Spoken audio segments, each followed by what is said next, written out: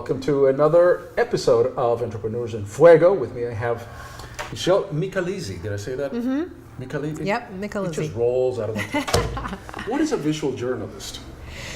A visual journalist, off the bat. It's interesting. A visual journalist tells a story using images, a combination of images, words, and in my case, video.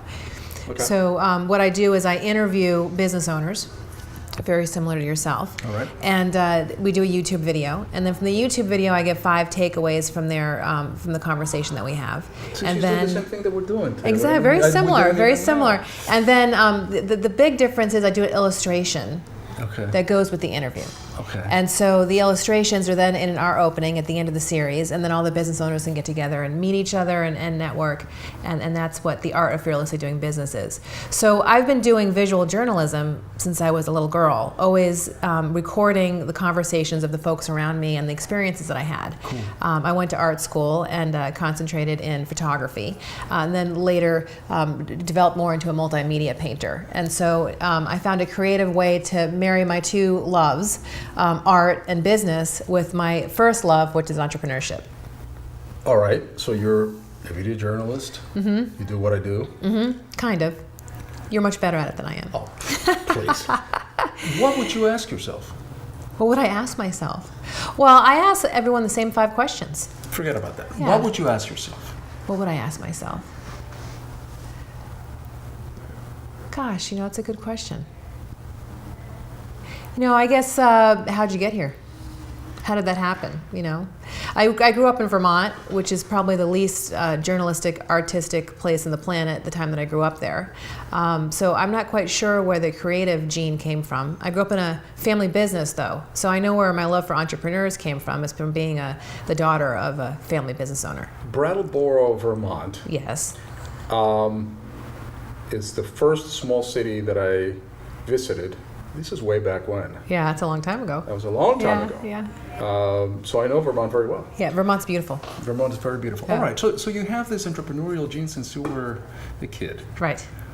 Did you ever work for corporate America? I did, actually. And what did you do? So I've worked for a couple corporations. One of them is IDX Systems Corporation, and they are now actually a GE healthcare company. And so I started off in the HR section where I was working with leadership and health management, and then I graduated onto working in GroupCast, which is one of their products. And what they do is they implement software for small to medium-sized hospitals, and it's kind of like a CRM for hospitals. And so let's fast forward a little bit, because you asked yourself the question, how do you get here, right? I mean, what is that journey about? And so. Well, I think what happens is when you grow up in a family business, the last thing you want to do is be a business owner, because you see your family working so hard. Mm-hmm. So I went completely other direction and decided I'd be an artist. But the thing they don't tell you when you're in art school is that you're going to be in business and you're the product, exactly. Right? They don't tell doctors that, they don't tell attorneys that, and they don't. And I saw it all the time in GroupCast. Right. The doctors were shocked they were actually having to deal with numbers, right? Attorneys are shocked they actually have to deal with hiring, and artists are shocked they have to deal with marketing and promoting themselves, because they're busy making the work, not building business skills. So when I got out of art school, I moved to New York City, like many artists do, and was down there for 10 years. I've always had a business of my own. I started my first business when I was 16, is a personal training company, and I actually have continue to be a personal trainer and a yoga teacher. So that's been most of my life, 32 years in that industry. And then I started a marketing company, because after I left art school, the whole world changed, and I decided to go back to school at Pratt and get a certification in computer design. And I think what happened was, when I left New York City and I went home to Vermont, in New York, you're so busy rollerblading through rush hour traffic and surviving and paying your rent and paying the taxi bill, and just you're not really thinking of yourself as a business owner. But when you get to a smaller town, kind of like Brattleboro, my parents were living in Essex Junction at the time, you realize, I grew up in Rutland, Vermont, you realize, wow, I'm in business. So when I realized that, I had to get accountable for my leadership skills, and I went back to school to get my master's in administration at the College of St. Michael's. And so when I was in business school, I realized, wow, like, my left and my right brain are equally balanced. Like, I'm just as creative as a business owner as I am as an artist.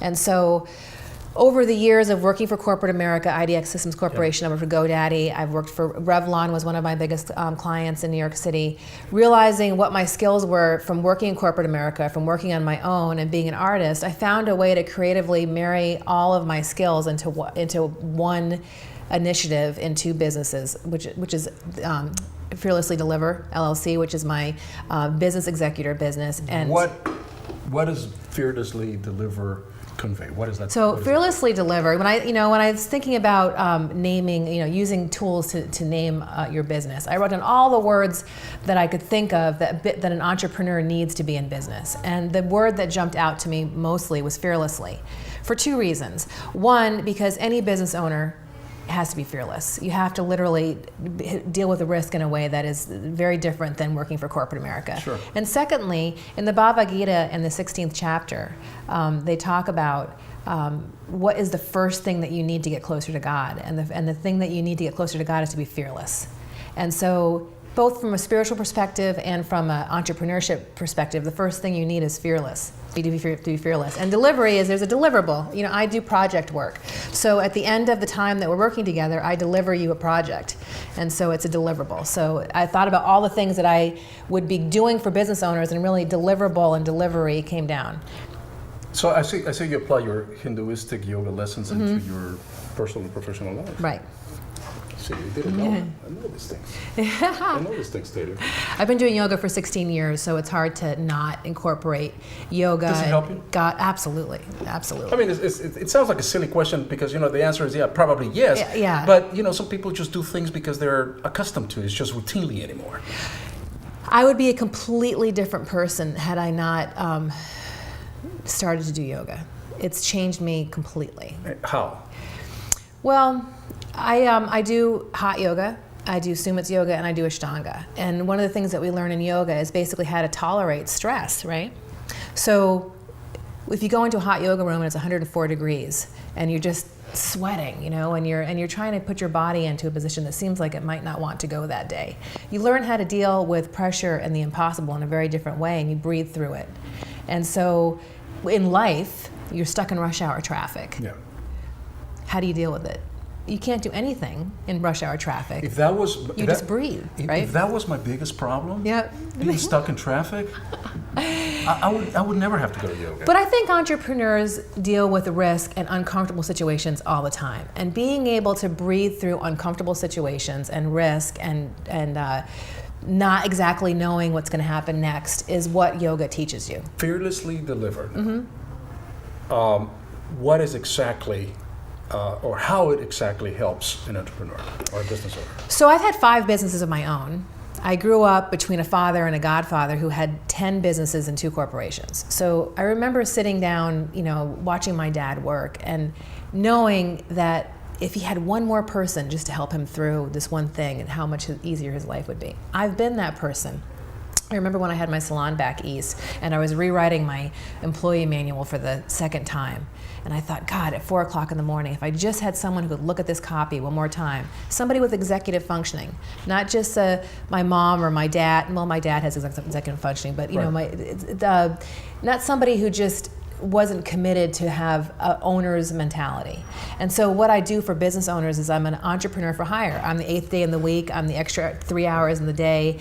I'm the clone that you wish you could make of yourself to get you over that huge hump that if you just had somebody lift up that box and move that project to the left and just get something a little bit forward, it would catapult you into a much more productive place. That's what I needed when I was a business owner. I needed somebody I could trust. And that is kind of a factotum. And what that is that extra person, the gangadin, to use a Hindu term. I mean, why not? Right. The one that helps you pick up the suitcases, do that extra work during those tough times. Right. Or doing that extra crowded work, if you will. So you're growing, and you hopefully, if you're an entrepreneur, you've been in the position where you're growing so fast and so hard and so furiously that you can't get to something, and if you could, it would just exponentially change the world, right? Okay. Or something's happened in your business, maybe a partner has stolen from you, or you had a bad bookkeeper or a bad hire, or something blew up and it created a mess, and you're growing and you have this mess to clean up. You can't do 2 at the same time.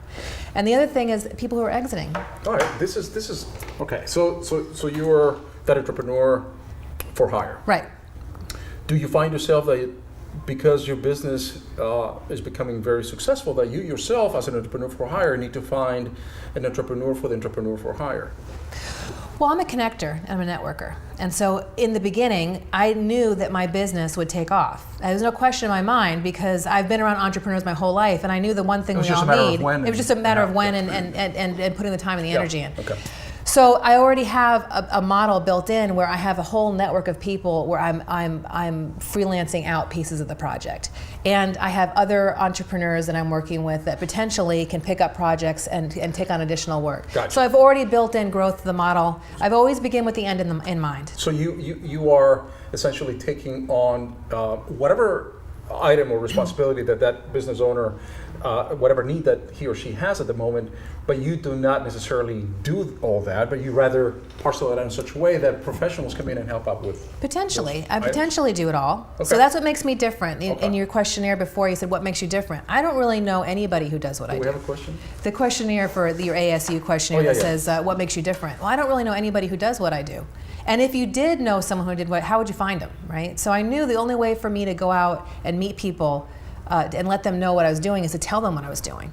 And so sometimes I do actually roll my particular sleeves up and do the work. That's what makes me different. I'm not a consultant that goes in and kind of gives you an agenda, a to-do list, and gives you a bill. Right. I'm not an admin that doesn't have executive function that you have to manage. I'm a person that goes in and literally does the work. So part of doing the work may mean that I manage a team.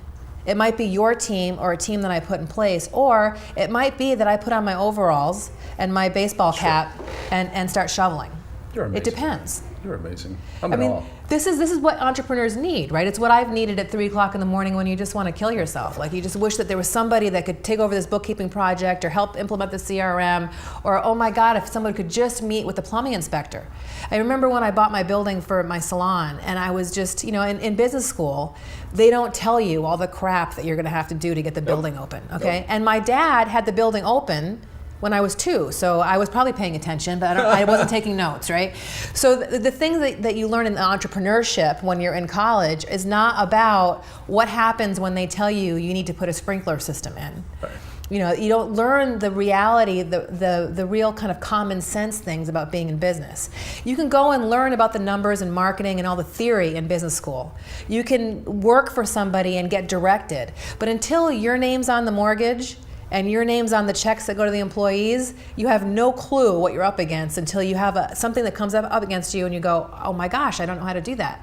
Well, I have been in that position my whole life. And the oh my gosh, I don't know how to do that fear thing that keeps a lot of entrepreneurs stuck, it doesn't even occur to me to be afraid of it because it's just life, right? So sometimes entrepreneurs need somebody to come in and help them. But another thing that I do is because I'm an entrepreneur myself, I get it. And so we're not just, they're managing somebody. We're on the same playing field. And by that, it's kind of like when you're moving and you call your best friend because you're ready to kill yourself. You got boxes everywhere and you got a deadline and you got a job to start on Monday. So you call your best friend, they come over with pizza and your beverage of choice, whether it's beer or Diet Coke. And you have pizza, you have a couple laughs, and then you get to work together, right? And then before you know it, you're standing in the street and the truck's moving away. And you're hugging each other and saying goodbye. That's what I do for business owners. I come in and do the heavy lifting with you. And by just being there, my presence makes it lighter. That's what I do. It's a beautiful thing. Thank you. The only sad thing about this show is that we have so much time. Yeah.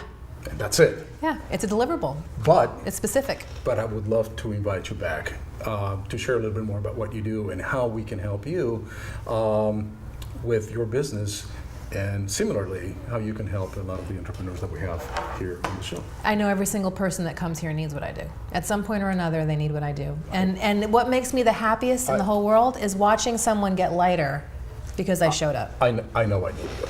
Yeah. Yeah, because you've been there at 3 o'clock in the morning. You just want to bang your head on the table, right? It's kind of like 2:35. 2:35, right? Exactly. And with that, we're out. Thank you so much. Welcome to the remix. Prestige.